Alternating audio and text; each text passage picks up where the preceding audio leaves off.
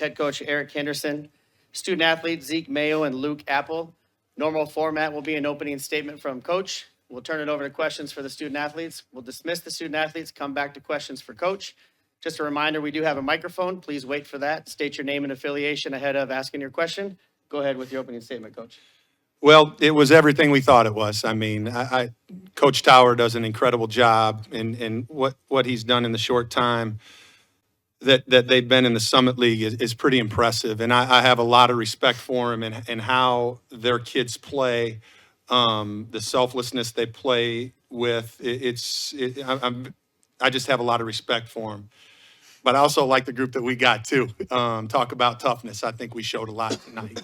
I challenge these guys, I don't know, just right after conference play started, and we weren't very good on the defensive end, and we've made some huge strides. And the commitment that these two and all of our guys have made, I'm just so proud of them. And we're excited to play again tomorrow night, and we know it will be a big challenge. We'll open it up with questions for the student athletes. Start in the first row here. Tim Hill, Reaching the Summit podcast. For Luke, you had a great all-around game tonight, scoring, rebounding, defense, distributing. One thing that you also did good out there was not only were you pumping up the crowd, but you're always getting the guys together. It's a rock fight out there, keeping that energy. What were you saying in those moments where you had the guys huddled around? Really, I was just saying if we keep getting stops, there's no way we can lose this game because we were struggling to score. And I was just trying to keep everyone's head level and just keep grinding out stops and getting boards. No one shot it well. And it was just one of those games that we had to grind out. And we knew there would be a game like this down here in Sioux Falls. Zeke, I asked Luke, I'll ask you as well.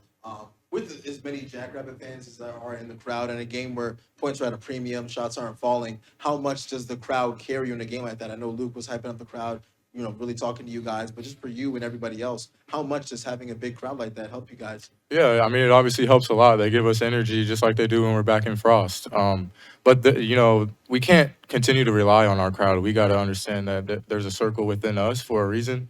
So we got to, just rely on each other, trust each other, and continue to make plays on both ends of the floor. But I mean, the crowd is just something you can't compare it to. I mean, they show up night in and night out and support us, and we're so appreciative of it. Luke, what do you think about what Coach just said, that maybe earlier in the season this team didn't have this type of defensive performance in them or wasn't committed to it to the degree that you were tonight, and then you needed it in a big spot? Again, what are your thoughts on having that type of defensive performance when it counted? I remember he came in after 2 games into Summit League play, and he told us we were last in defensive rating for the Summit League. And we made some adjustments on how we were just guarding ball screens and such. But, it really just took all of us locking in and just getting better at knowing personnel and not having those slip-ups to where we were just letting up easy buckets.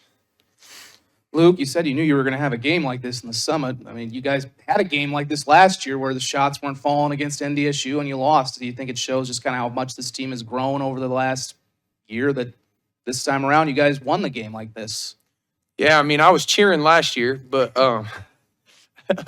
yeah, I mean, these guys played in it, and our defense just carried us in this game.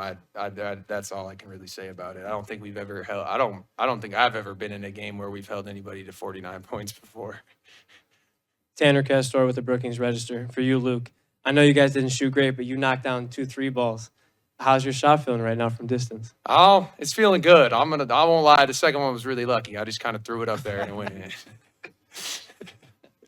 We'll go last question for the athletes with Grant here.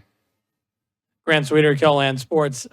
Zeke, obviously they had a game plan very specialized to slow you down. And while they did a little bit, I thought, just talk about the balanced scoring that the rest of the team, kind of all put together. It was a very balanced game, seemed the whole way throughout. Yeah, I mean, it's no surprise to me. I mean, we have guys that can make plays. Charlie came up huge down the stretch. Luke came up huge down the stretch. William Kyle was getting rebounds just like he normally does. And then, I mean, when we're all, bought in on what we have planned going into a game like this. I mean, we understand it's going to be physical. But, when we're, as connected as we have been, like I've been saying, I mean, it's going to be hard to beat us. And we know we got one more, going to be another tough one. But we're really looking forward to it. And we're just going to continue to buy in on what coaches have planned for us. Thanks, fellas. You can head back to the locker room.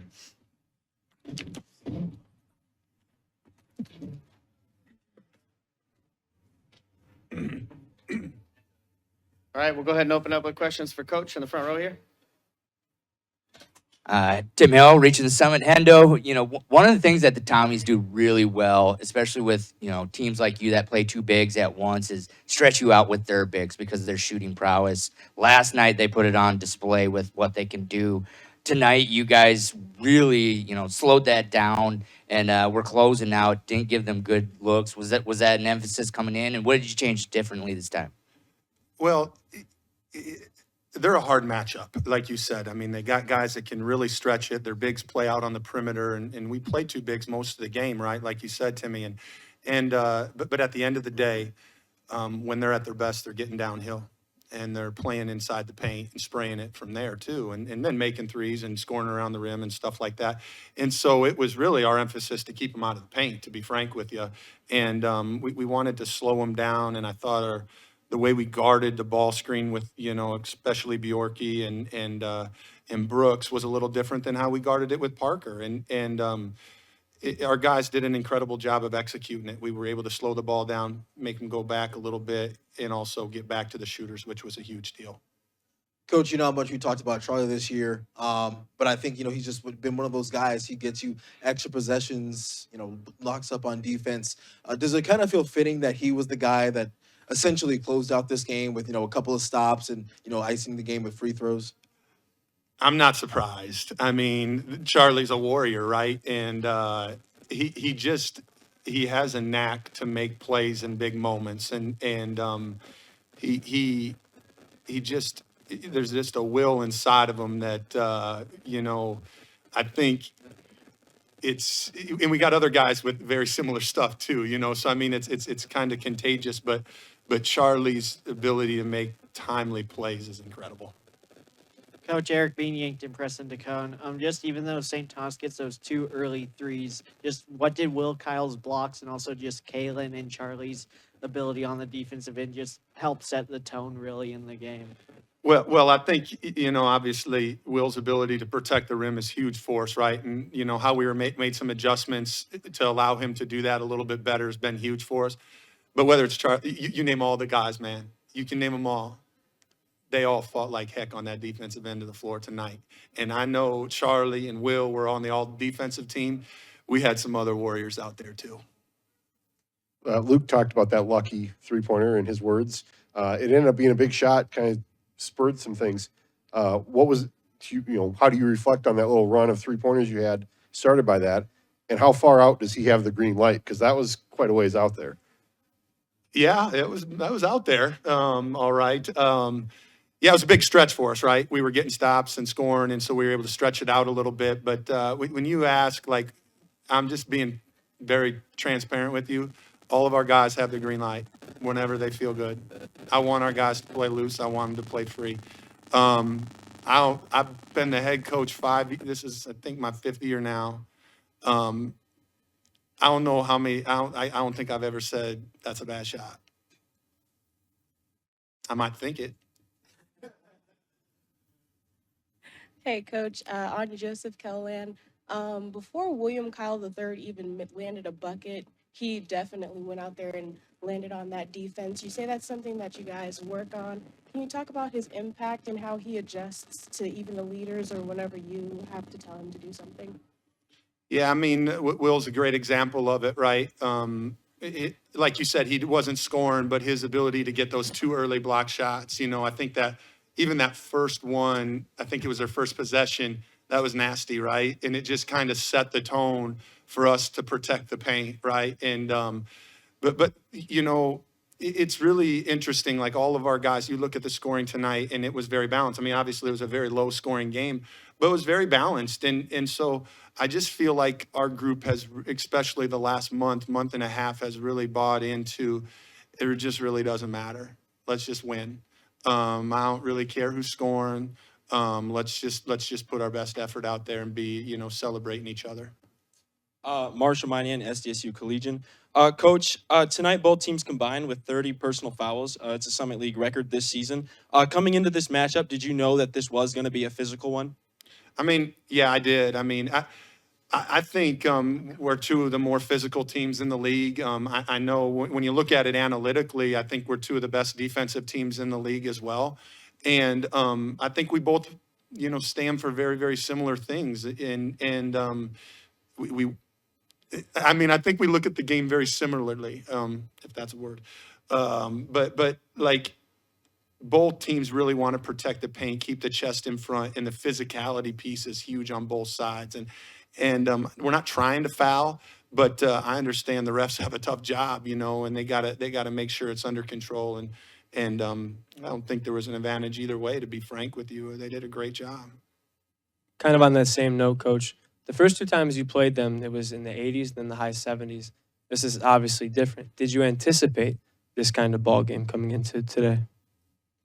Yeah, I mean, I'm not surprised. I mean, a lot of times, you both groups too. I mean, are very, very veteran, old guys, right? They have guys that have been around a long time, and when you come down here, when you in play in the conference tournament, this is anywhere in the country. You go back, and you guys can do the research too. Like the teams that go to the NCAA tournament in one-bid leagues and so they win the tournament. They're one of the better defensive teams in the league. I can almost guarantee you it happens almost all the time. And so it was no surprise that we were going to value each possession and try to make the other team earn everything they got. And both teams did that, frankly. Coach, Ian Sachs, KELOLAND Sports. Just more on the balance of your team. 6 players scoring at least 6 points tonight in a low-scoring game. That really speaks to the value of balance on your team. Just how important is it in a tournament setting like this where you have 2, 3, 4, 5 options? Yeah, I mean, it's huge for us. I mean, obviously Kalen hit those big, came off the bench and hit those big threes. That was huge for us, and especially the early one. And to be able to have that balance, I think, especially when team, like St. Thomas, they tried to take away Zeke so much, right? And so you saw Luke bringing the ball up the floor probably more than Zeke, and that's not really something we do a lot, but we had to do it one other game this year, and he was very comfortable doing it, and we were still able to throw the ball inside and get paint touches, and just the balance was huge for us, and our guys have confidence in each other. I think you've seen this team grow, and mostly with its togetherness and its trust. Last question right here. Well, this was a year where this league was pretty unpredictable. So whatever comes out of this next semifinal, you're going to get either two teams that were basically not playing all that well coming into this tournament. You're going to face a team that's either a 6 or a 7 seed in a year that was unpredictable. What are you expecting in the final tomorrow? Come on now, you can't try to set me up like that. I have a lot more respect for my and I opponent. Hey, it doesn't matter when it's this time of the year. I mean, come on now. They're going to be ready. They're playing for the dance, man. And I mean, they've got great players too, and it comes down to toughness. It comes down to togetherness. And it's going to be a battle, whoever we play. I can guarantee you that. They just knocked off 2 really good teams, and neither one have much quit in them. I think we all know that. Look at how those games ended. But I'm looking forward to it. I'm really proud of, our team, and having the opportunity to play in the championship game again is pretty exciting. Thanks, Coach. Thank you, guys.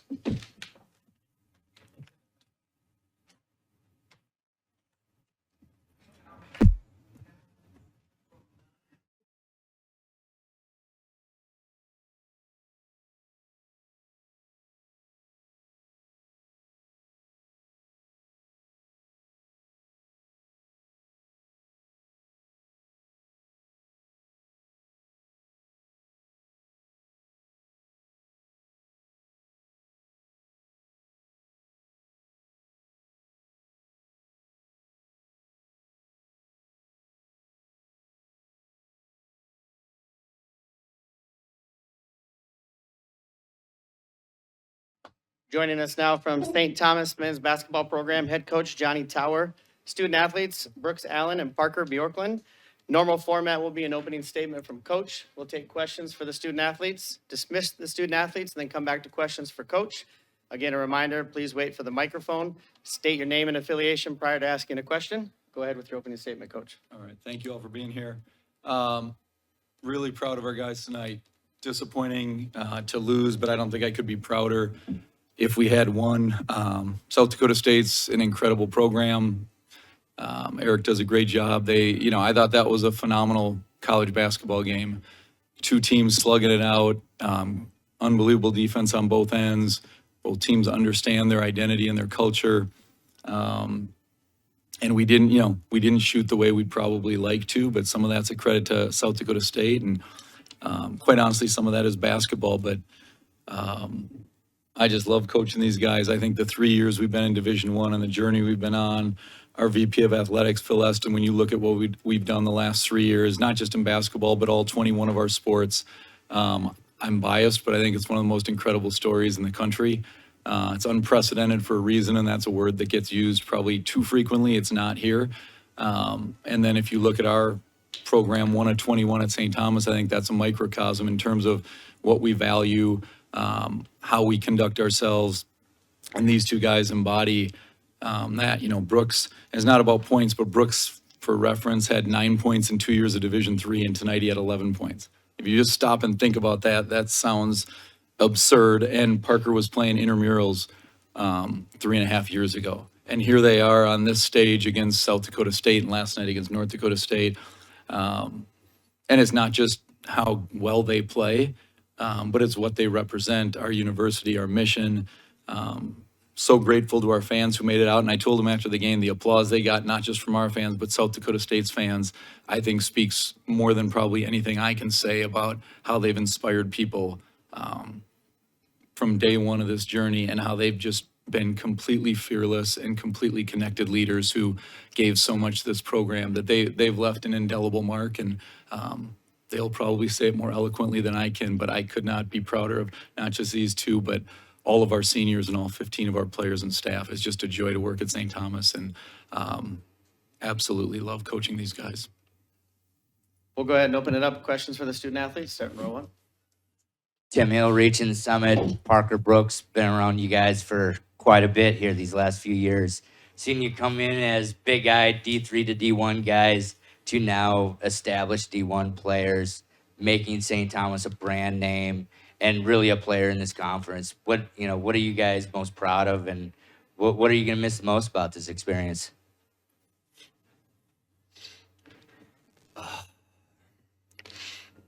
I would say I'm most proud of just the guys we're around every day.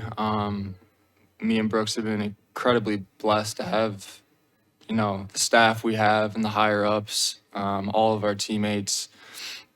I'm so proud of how we fought. It wasn't the outcome we wanted, but I'm just super proud of our guys. I'm so blessed to be part of this journey, and I wouldn't want to, be part of any other team. So.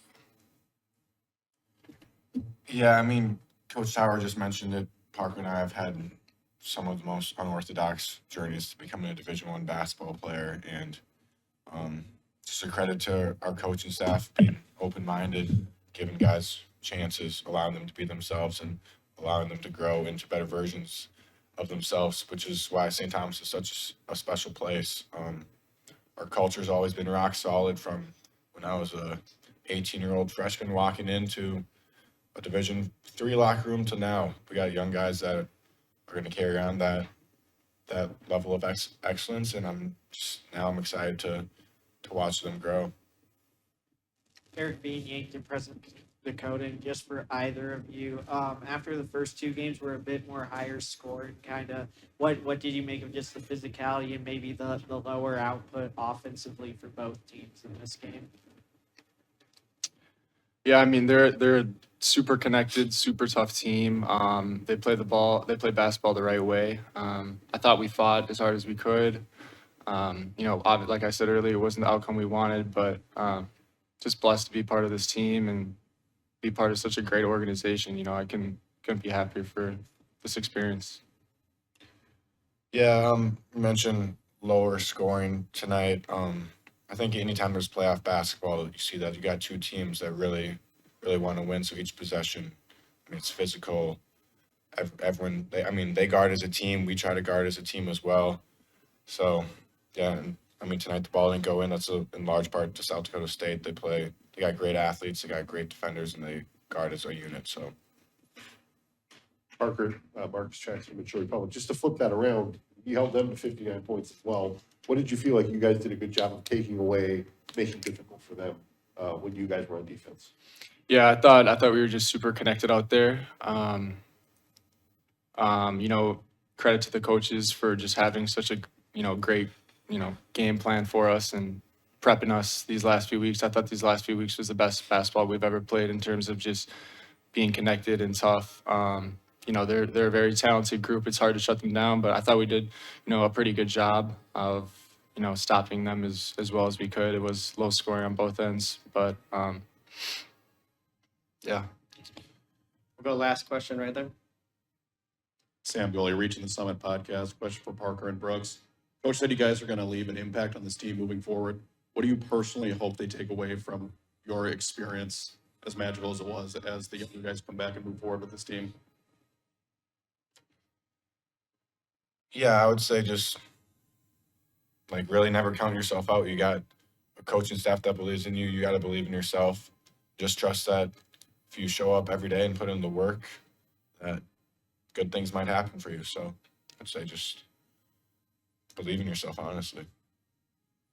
Pretty much what Brooks said. Believe in yourself. Work hard every day. Stack those days up. A lot of days there'll be days where you might not want to get up and do it, but I hope the younger guys see what us seniors did was just fight, work hard every day. I hope to watch them do the same thing and be successful in this league. I think our athletic director, Phil, a few years ago said, if you think the price of discipline is expensive, wait till you get the bill from regret. And obviously we didn't have an outcome that we wanted tonight, but I think for the younger guys, St. Thomas, we're on the map now. You'll see us back here in Sioux Falls. I'm excited to see them get it done in years to come. Thanks, fellas. You can head back to the locker room.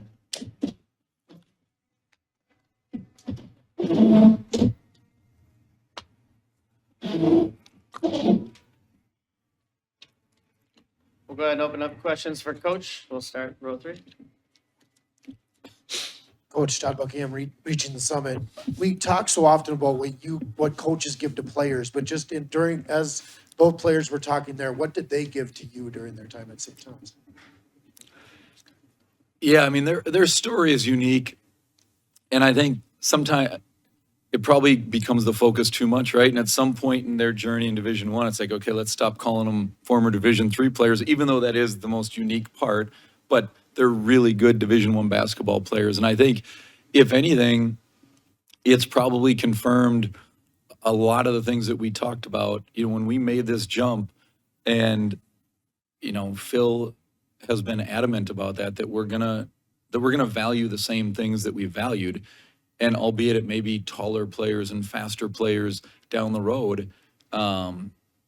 But I think when I look at what we value, we talk a lot about unselfish players who are smart, skilled, and tough. And that doesn't say anything about how athletic they are necessarily. Do we want great athletes? Sure.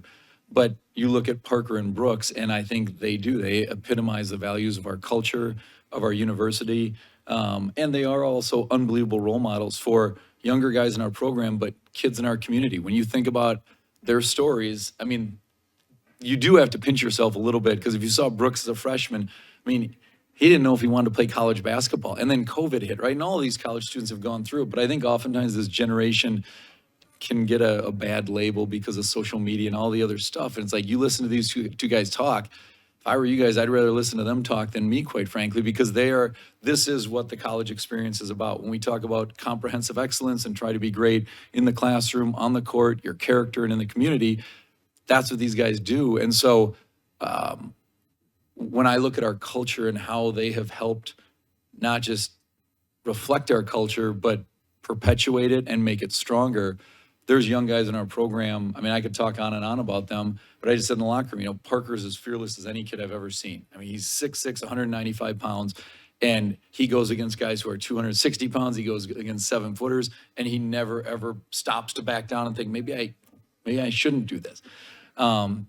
Brooks coming into this year, Brooks is one of the most cerebral players I've ever coached. And our players will say that. Raheem, when he transferred from St. Mary's, about 6 games into the season, he stopped and he's like, I don't know if you guys are all aware of how lucky we are to have Brooks Allen, but he's like, I've never had anybody in high school or in college before who just helps me out on the court.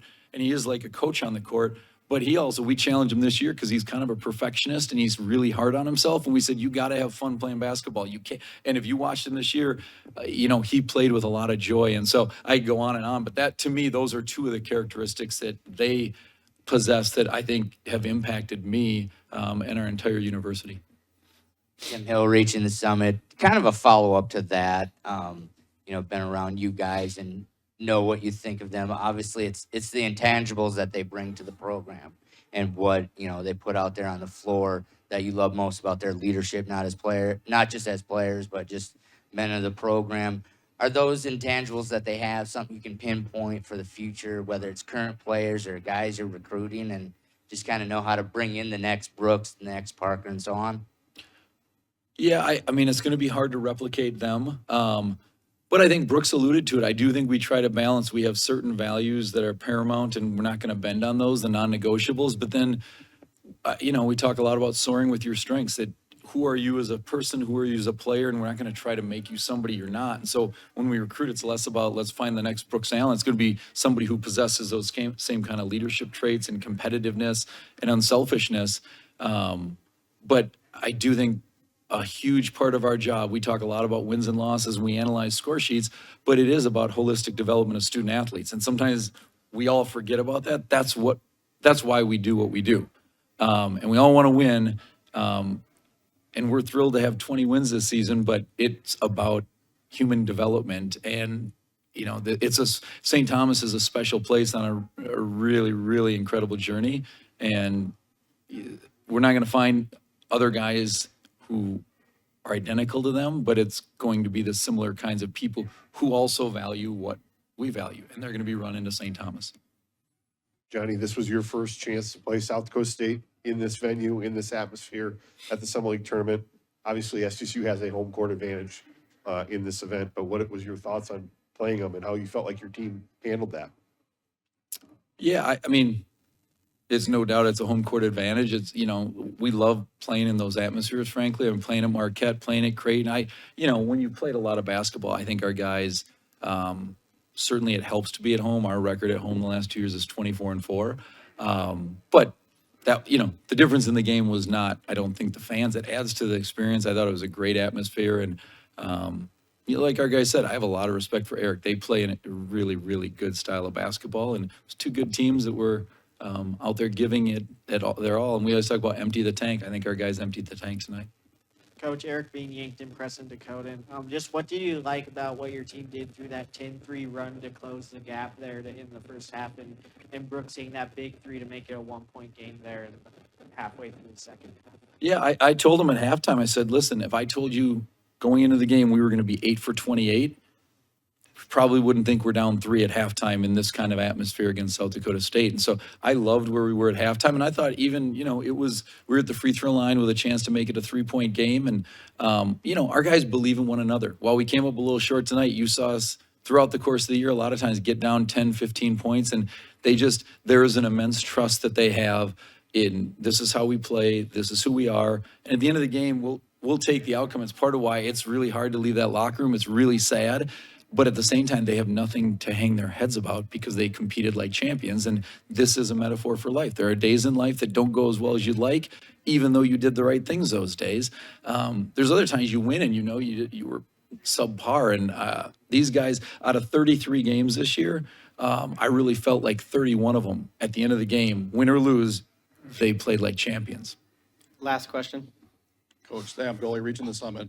The last 2 games, you've had 57 possessions, which rank, toward the bottom in terms of amount of possessions. How much is slowing down the game intentional versus just a reflection of the opportunities your guys have shooting? That's an interesting question. I think there's a couple parts to it. One is we're lower possession, yet if you watch us, most people who aren't analytics people watch us and they're like, you play fast because we pick up full court.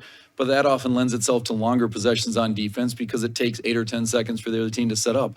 On offense, our number of possessions isn't overly high, but if you watch us move the ball, people are like, wow, you play fast. So I think it's a bit of an anomaly. Part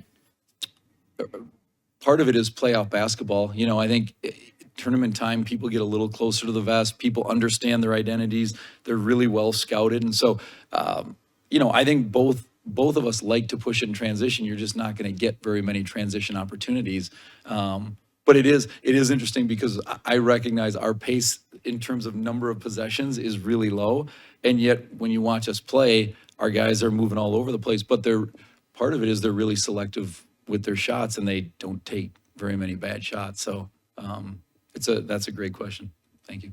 Sorry, you have one more question. Remote question from Adam Mueller of Tommy Media. You obviously touched on Parker and Brooks in depth, but what else can you say about Raheem and that senior class and what they've done to get St. Thomas to this point in the legacy overall that they're going to leave? Yeah, I mean, those two, Raheem Anthony, Dom Martinelli, Bennett Kaczynski, Courtney Brown, our student manager, Josh Garcia, who was here 4 years, and Drake Dobbs, who has another year eligibility, so we'll hope that he's back in purple. But specifically Raheem, I think he's another guy when you talk about, you know, he ends up an all-conference player after playing 4 years at St. Mary's. And the story's been told a lot how these three guys, who would have thought 4 years ago when we were playing St. Mary's and Parker's in the crowd and Brooks is on our bench, the end of the bench, and Raheem's in a St. Mary's uniform, what are the odds that they'd end up playing together? And not just playing, but Parker and Raheem end up all conference, and Brooks is one of the best leaders in the conference. I thought Raheem, you know, if I were to boil it down to one trait, his ability to adapt and went from scoring 25 points, 10 rebounds, 5 assists a game at St. Mary's to having the ball in his hands a lot. He was still our most dynamic playmaker, yet he proved to me, and he'll continue to play basketball, I think, at a really high level, but he was able to show that whether he has the ball or doesn't have the ball and playing in myriad roles, that he's just an unbelievable all-around basketball player on both ends of the court. You saw us tonight, we were trying to post him up, some of their defensive tactics, and he really, when people I think sometimes overuse three-level score, but he really can score in so many different ways, and yet he led us in assists, he led us in steals, I think he was second in rebounding. So he was just a real joy, and I wish we had him for more than 1 year, but he meant a lot to this team, and how close he got to the guys in just 9 months is pretty incredible. Thanks, Coach. All right, thank you.